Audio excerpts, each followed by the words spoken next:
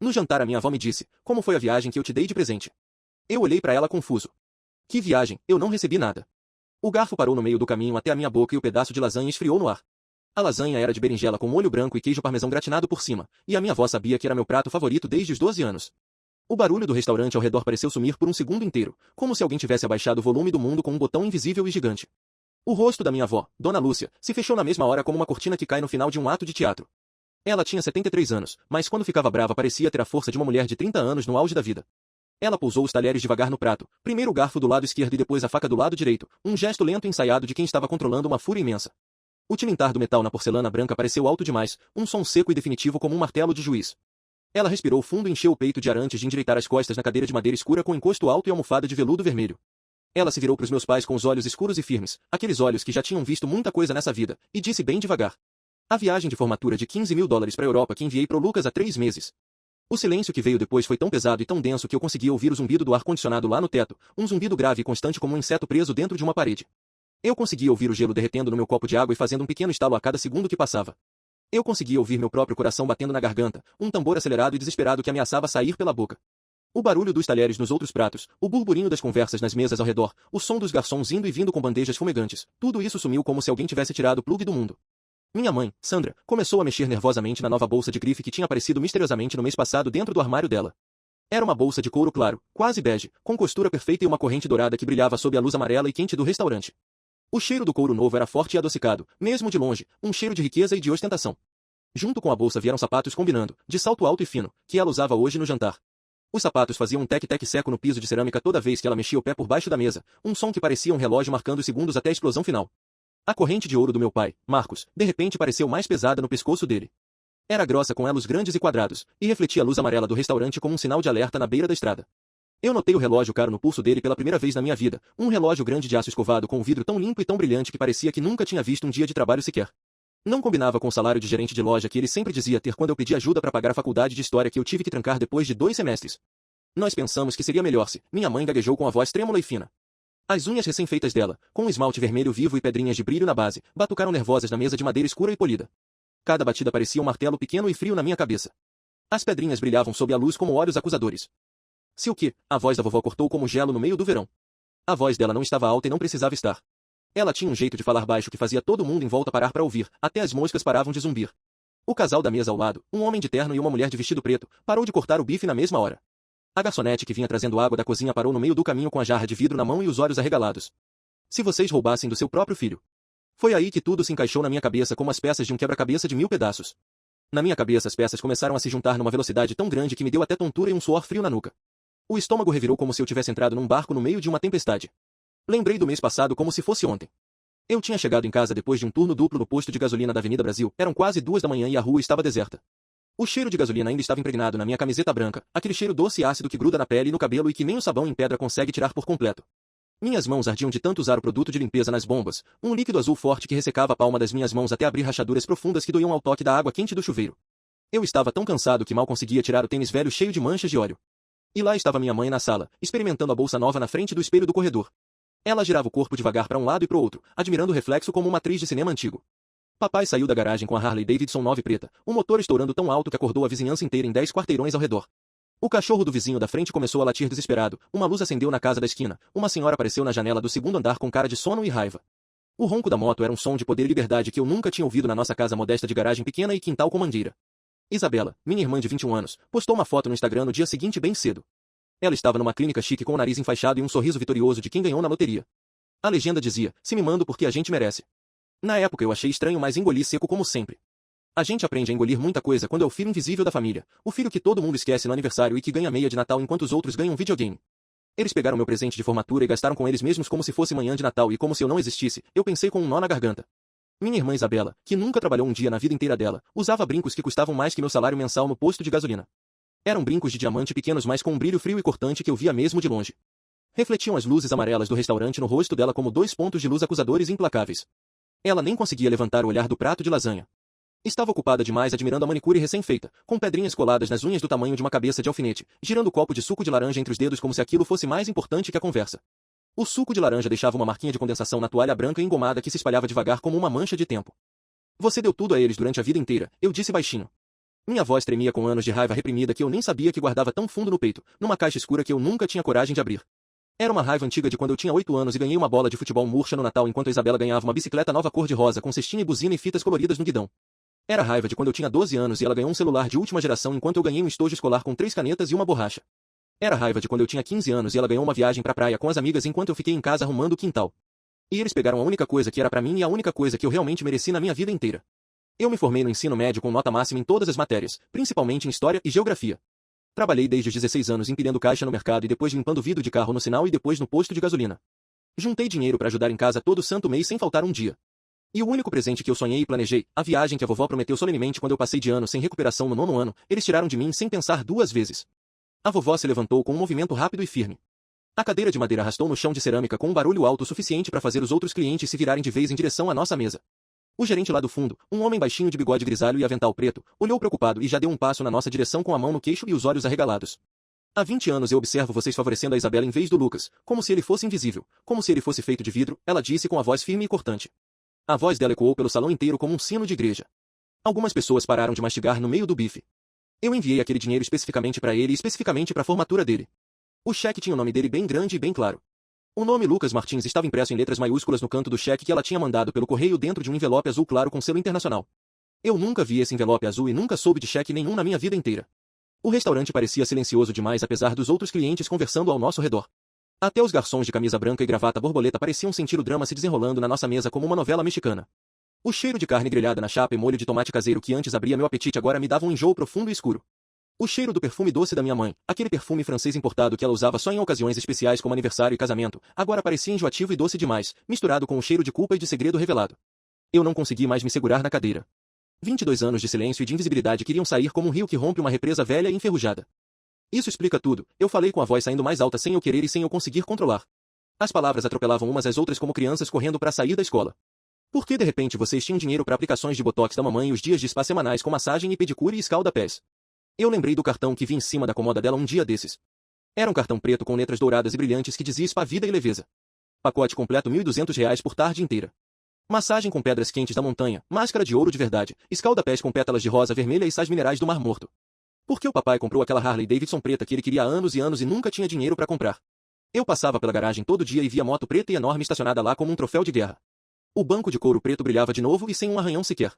Ele passava a ser especial na moto todo domingo de manhã bem cedinho, cantarolando uma música antiga enquanto eu colocava o uniforme azul para ir trabalhar no posto. Por que a Isabela fez rinoplastia na clínica mais cara da cidade e começou a postar fotos no Instagram de hotéis 5 estrelas toda semana sem parar? O nariz dela estava mais fino e mais arrebitado e mais europeu do que antes. Ela dizia para todo mundo que era genética e que tinha desinchado depois de uma alergia, mas todo mundo sabia que não era verdade. Os olhos da minha avó se arregalaram a cada palavra e a cada revelação que eu soltava. O rosto dela, que sempre foi calmo e sereno, foi ficando vermelho aos poucos. Não era um vermelho de vergonha e nem de constrangimento. Era um vermelho de guerra e de fúria santa, o mesmo vermelho que ela devia ter na cara quando brigou com o patrão que assediava a amiga dela na juventude. Rinoplastia. Fotos no Instagram. Hotéis 5 estrelas. Mostre-me, ela mandou com a voz de quem não aceita não como resposta. Era uma ordem direta e irrecusável. Eu peguei meu celular com a mão suando frio e tremendo de raiva. A tela estava engordurada de tanto que minha mão tremia como uma folha no vento. Desbloqueei o celular com a digital que não funcionou na primeira nem na segunda tentativa porque meu dedo estava suado demais. Na terceira tentativa funcionou. Abri o perfil da Isabela no Instagram e entreguei o celular na mão da vovó. As fotos eram todas com filtro e com edição profissional e com iluminação de estúdio. A pele dela parecia de porcelana fina e cara. Mas o luxo dos lugares era real e caro e inegável. Fotos à beira da piscina em resorts de luxo em Miami com água azul cristalina e espreguiçadeiras brancas perfeitamente alinhadas como soldados em formação. Um garçom de colete preto e sorriso profissional servia drinks coloridos com guarda-chuva de papel e frutas vermelhas na borda do copo. Compras de grife em Miami, sacolas laranjas da Hermes e azuis da Tiffany empilhadas no banco de trás de um carro alugado conversível vermelho com a capota baixada. Assentos de primeira classe em aviões da TEP com taças de champanhe francês e talheres de metal de verdade. O vidro fino da taça equilibrado na mesinha dobrável com o logo da companhia aérea bordado no apoio de cabeça. Refeições em restaurantes caros que custavam mais que meu aluguel inteiro do mês. Pratos minúsculos com decoração de flores comestíveis coloridas e espuma de alguma coisa cheia de nomes estranhos que eu nem sabia pronunciar direito.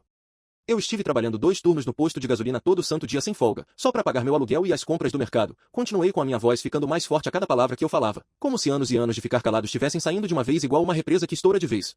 O cheiro de gasolina e óleo queimado ficava na minha roupa mesmo depois de lavar 2 vezes com amaciante de lavanda. Minhas mãos viviam com a pele ressecada e áspera, cheia de rachaduras vermelhas e fundas por causa do produto de limpeza das bombas, aquele líquido azul forte que a gente usava com luva mas mesmo assim entrava na pele. Comendo miojo no jantar todo santo dia enquanto vocês se banqueteavam como a realeza medieval. Eu contava as moedas e as notas amassadas para comprar pão na padaria da esquina todo dia de manhã. Pegava o pão de ontem porque era mais barato que o pão do dia e vinha num saquinho plástico transparente. Enquanto via nos stories da Isabela lagostas inteiras e vermelhas no prato com manteiga derretendo por cima e gotículas de limão siciliano. Eu pensei que talvez você tivesse esquecido da minha formatura, eu falei olhando para vovó com os olhos marejados. Ou talvez você estivesse desapontada comigo por algum motivo secreto, porque eu não fiz faculdade particular igual a Isabela, porque eu fui trabalhar cedo demais para ajudar em casa em vez de estudar. Mas durante todo esse tempo inteiro, eles estavam vivendo como reis com o dinheiro que era para mim e para minha viagem. 75 mil reais contados escritos no cheque. O dinheiro que ia mudar minha vida por completo. A vovó rolou pelas fotos do Instagram devagar e com atenção de detetive. O dedo dela, com a pele marcada pelo tempo e pelos anos de trabalho, deslizava na tela do celular com uma calma perigosa e silenciosa. O rosto dela ficando mais vermelho e mais tenso a cada deslize que ela fazia. Este hotel aqui custa 4 mil reais por noite, ela disse apontando com o dedo indicador para uma foto da Isabela de óculos escuros enormes e grife numa varanda branca com vista para o mar infinito. O mar estava azul e calmo e sem nenhuma onda, e ao fundo dava para ver prédios altos e modernos de Miami Beach. Eu sei porque fiquei lá hospedada no ano passado, no meu aniversário de 70 anos, ela disse com a voz mais baixa e mais triste. Eu paguei do meu bolso com o dinheiro da minha aposentadoria que eu guardei por meses. E neste restaurante aqui, ela continuou parando numa foto de um prato que parecia mais arte abstrata do que comida, as entradas custam a partir de 250 reais cada prato. Tinha uma carne cortada em fatias finas e rosadas com um molho escuro e 3 gotas de alguma coisa verde brilhante do lado e um fio de azeite desenhando um círculo. Meu pai tentou interromper aquele momento na mesma hora. Ele afrouxou o colarinho da camisa social branca nervoso e suado. A camisa era nova e de uma marca cara que ele nunca tinha usado antes. Eu vi uma gota de suor grossa descendo pela têmpora direita dele, fazendo um caminho devagar e brilhante até o maxilar quadrado. Mãe, se você nos deixasse explicar a situação direito, ele começou a falar com a voz falhando no meio. A voz dele estava fina e trêmula, igual a voz de um menino que quebrou um vaso e foi descoberto. Ela o interrompeu na mesma hora sem deixar ele terminar a frase. Não levantou a voz e nem gritou. Foi pior do que gritar. Falou baixo e devagar, mas cada palavra que saía da boca dela era uma facada afiada e gelada no peito de todo mundo. Explicar o que, Marcos? Ela disse com os olhos fixos nele. Como você falsificou a assinatura do meu neto em documentos bancários e em formulários de transferência? Meu estômago gelou inteiro como se eu tivesse engolido um bloco de gelo do tamanho de um tijolo. Como você interceptou a correspondência endereçada especificamente a ele com o nome dele e com selo internacional? A vovó sabia de tudo desde o começo e estava só esperando o momento certo. Ela sempre soube de todas as coisas. Como você tem mentido na minha cara por meses e meses enquanto gastava o dinheiro dele sem nenhum remorso? Comprando moto e relógio e joia e roupa cara enquanto ele comia miojo sozinho no apartamento pequeno. Ela bateu um envelope pardo e grosso na mesa na frente de todo mundo. O som seco e alto fez as taças de vinho tinto tremerem e se mexerem, e um pouco de vinho tinto escuro espirrou para fora da taça e caiu na toalha branca e engomada, formando uma mancha redonda que parecia sangue se espalhando devagar. Aqui está uma cópia da transferência bancária com o nome do Lucas, ela disse abrindo o envelope pardo com cuidado e tirando os papéis com as mãos firmes. Os papéis eram impressos e oficiais com o timbre do banco e com carimbos e assinaturas. As reservas de hotel no nome dele, Lucas Martins, em Lisboa no Hotel Avenida Palace com vista para o Rio. Em Paris no Le Meurice de frente para o Jardim das Tulherias e pro Obelisco. Em Roma num hotel pequeno mais caro perto da Fontana de Trevi com janelas que davam para a praça. As confirmações de voo com assento na janela classe executiva da TEP, São Paulo para Lisboa no dia 15 de março às 23 horas. O roteiro detalhado que ela mesma fez com caneta azul, com passeios de barco no Rio Sena ao pôr do sol com champanhe. Ingresso pro Coliseu com guia particular em português de Portugal. Um curso de culinária italiana de 3 dias em Florença para aprender a fazer massa fresca do zero com as mãos. Passei semanas e semanas planejando o presente de formatura dele, ela disse com a voz embargada e trêmula pela primeira vez em toda a noite. Pesquisei cada cidade, cada museu e cada restaurante com hora marcada, porque eu queria que ele tivesse a viagem da vida dele e a experiência dos sonhos dele. Eu queria que ele visse o mundo que ele merece e que nunca teve oportunidade de ver. Minha mãe começou a chorar na mesa na frente de todo mundo. Mas não era o tipo de choro de arrependimento sincero ou de dor verdadeira ou de culpa real. Eu conhecia o choro da minha mãe muito bem. Esse era o tipo de choro de raiva e de frustração de quem foi pego no flagra, com a boca torta e os olhos apertados e apertados, fazendo força e esforço para sair alguma lágrima que não vinha com facilidade. Você sempre gostou mais dele do que da Isabela desde que eles eram crianças, de qualquer forma, desde a maternidade, ela soluçou com a voz embolada. O rímel à prova d'água começou a borrar no rosto dela, descendo em riscos pretos grossos pela bochecha e pelo queixo e pelo pescoço. Porque ele trabalha por tudo que tem e por tudo que conquista, a vovó bateu o envelope pardo na mesa de madeira de novo com força e raiva.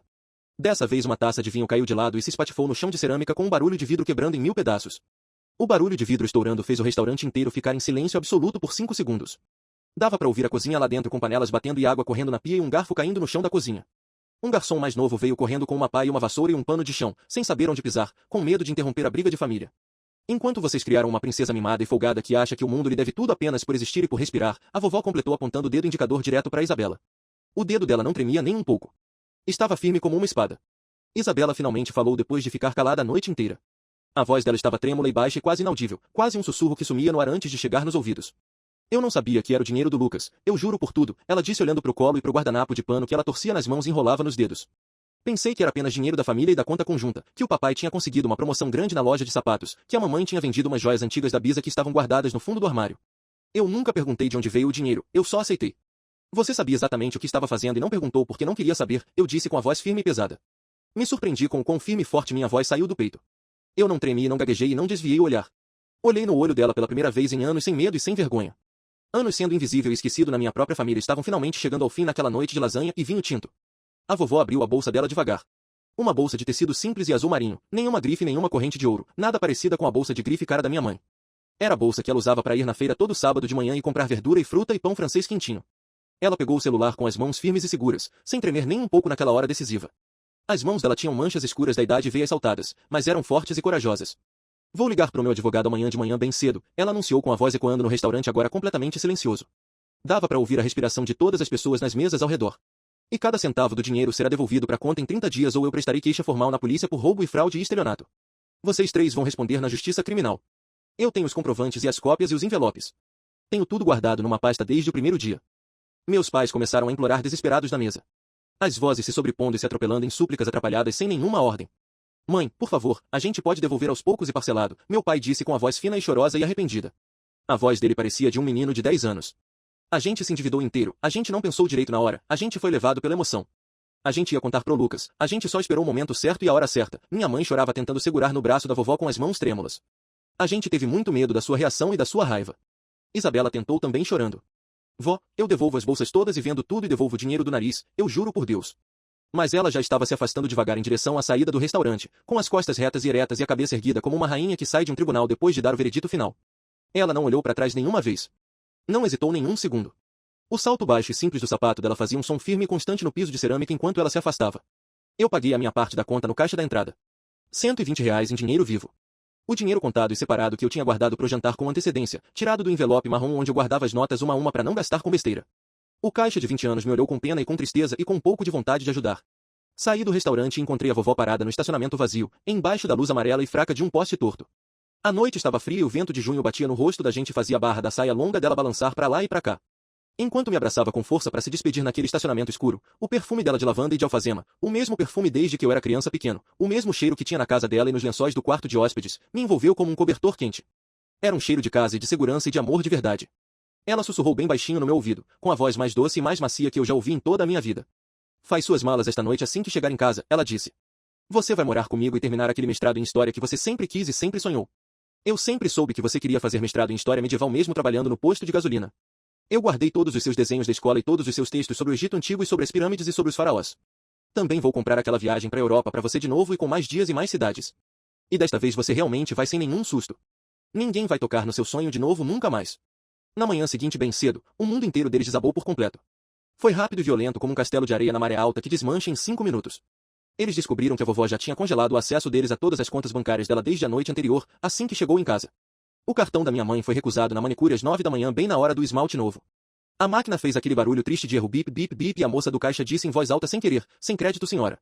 O gerente do banco ligou pro celular do meu pai dizendo que o limite do cartão tinha sido cortado pela manhã, que a conta conjunta estava bloqueada por ordem expressa da titular Dona Lúcia. A empresa de cobrança apareceu com um guincho amarelo para levar a motocicleta do meu pai às 10 da manhã. Eu vi da janela do ônibus lotado indo pro trabalho no posto de gasolina. O guincho amarelo e barulhento levou a Harley Davidson preta embora e meu pai só ficou parado no meio da calçada, de braços cruzados e olhar perdido, com a camisa para fora da calça e os cabelos bagunçados pelo vento. O rosto dele estava branco como a toalha do restaurante na noite anterior. A bolsa de grife da minha mãe foi parar na OLX no mesmo dia antes do meio-dia. O anúncio tinha a descrição que dizia, bolsa de grife original pouco uso preço para vender rápido e preciso pagar advogado urgente. Tinha uma foto da bolsa em cima da cama desarrumada, com a etiqueta de preço ainda pendurada na alça de corrente dourada. E a Isabela teve que arrumar o primeiro emprego da vida inteira dela. Como atendente no mesmo posto de gasolina que eu trabalhava todo santo dia. O posto estrela da avenida principal em frente ao supermercado. No primeiro dia dela no trabalho, eu estava no caixa do turno da manhã bem cedinho. 6 da manhã em ponto com o sol nascendo atrás das montanhas. Ela entrou de uniforme azul, a camiseta de algodão e a calça jeans simples. O crachá de identificação estava torto no peito. O cabelo comprido preso num coque mal feito e desajeitado com fios soltos caindo no rosto. A cara completamente fechada e vermelha, sem conseguir olhar nos meus olhos de jeito nenhum. O gerente seu Antônio pediu para eu ensinar ela a limpar o para-brisa dos carros e a conferir o nível do óleo do motor. Mostrei como segurar o rodo de cabo longo, como passar o pano úmido sem deixar mancha e sem riscar o vidro. Ela derrubou o galão de água com sabão no chão de cimento e começou a chorar alto no meio da pista do posto, do lado da bomba número 3 bem na hora do movimento. Os clientes dentro dos carros olharam com cara de surpresa e de pena. Eu só entreguei o rodo azul para ela de novo em silêncio e voltei pro caixa atender a fila. Não falei nada e não precisei falar nada. Eu me mudei para casa da vovó naquela mesma noite depois do expediente. Levei 2 malas grandes e pesadas. Uma mala cheia de roupa e casaco e meia e sapato. Outra mala cheia de livros de história e cadernos e canetas e fotos antigas. Ela já tinha arrumado o quarto de hóspedes para mim com a maior delicadeza. Pintou a parede de um azul claro calmo e suave. Comprou uma escrivaninha nova de madeira maciça e uma cadeira confortável com encosto e braços. Colocou uma luminária boa de luz amarela para eu poder estudar pro mestrado até tarde da noite sem cansar a vista. Na primeira noite na casa nova, ela fez sopa de legumes com cenoura e abóbora e batata e cheiro verde. A gente jantou juntos na cozinha pequena, conversando sobre a Grécia Antiga e sobre Esparta e Atenas, e sobre os filósofos que eu queria estudar no mestrado.